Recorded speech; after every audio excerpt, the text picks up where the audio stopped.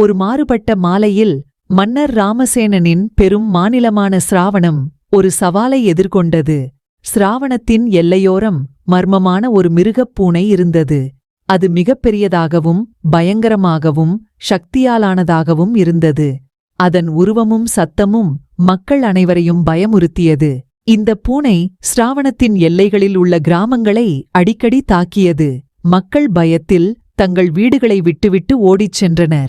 இந்த செய்தி மன்னர் ராமசேனனின் செவிகளில் விழுந்தபோது அவர் தன் ஆலோசகர்களுடன் கலந்தாலோசித்தார். இந்த பூனை நம்முடைய நாட்டின் அமைதியை கெடுக்கும் ஒரு மிகப்பெரும் அச்சுறுத்தல். இதை உடனே சமாளிக்க வேண்டும் என்று மன்னர் அறிவித்தார். மன்னர் ராமசேனன் தனது வீரர்களை அழைத்து அவர்கள் அனைவரையும் பூனையை பிடிக்க அனுப்பினார். ஆனால் அவர்கள் அனைவரும் பூனையின் பெருமை மற்றும் சக்தியை எதிர்கொள்ள முடியாமல் போயினர். அவர்களுடைய அனைத்து முயற்சிகளும் தோல்வியடைந்தன. மன்னர் தனது வீரர்களின் தோல்வியைக் கண்டு மிகவும் கவலையடைந்தார். அவர் தன்னுடைய மக்களை காப்பாற்ற விரும்பினார். எனவே தானே நேரடியாக பூனையை எதிர்கொள்ள முடிவு செய்தார். அவர் தன்னுடைய செங்குத்து குதிரையில் ஏறி போர்க்களத்துக்கு கிளம்பினார். அந்த மாலை மன்னர் ராமசேனன் பூனையை எதிர்கொள்வதற்காக தனது ஆயுதங்களையும் போர்க்களத் திறன்களையும் எடுத்துக்கொண்டார். மன்னர் தனது நம்பிக்கை மற்றும் தைரியத்துடன் பூனையின் மலைக்கல் அருகே சென்றார். அந்த பூனை மிகவும் பெரும் சத்தத்தை எழுப்பி மன்னரின் வருகையை உணர்ந்தது.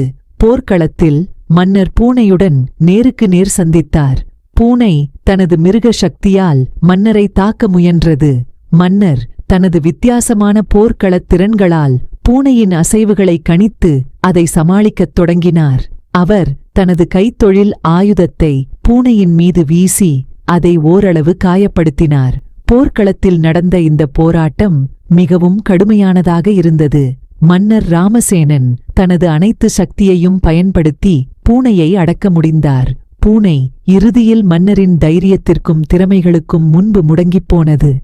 போரின் முடிவில் மன்னர் ராமசேனன் பூனையை சமாளித்ததைக் காண மக்கள் மிகவும் மகிழ்ச்சியடைந்தனர். அவருடைய தைரியத்தையும் திறமையையும் பாராட்டினர்.